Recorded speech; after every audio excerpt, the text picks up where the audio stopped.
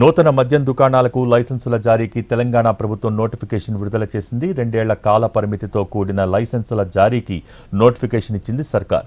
ఇవాల్టి నుంచి అక్టోబర్ 18 వరకు కొత్త దుకాణాల లైసెన్సుల జారీకి దరఖాస్తులను స్వీకరిస్తారు. వచ్చే నెల 23న డ్రా తీస్తారు.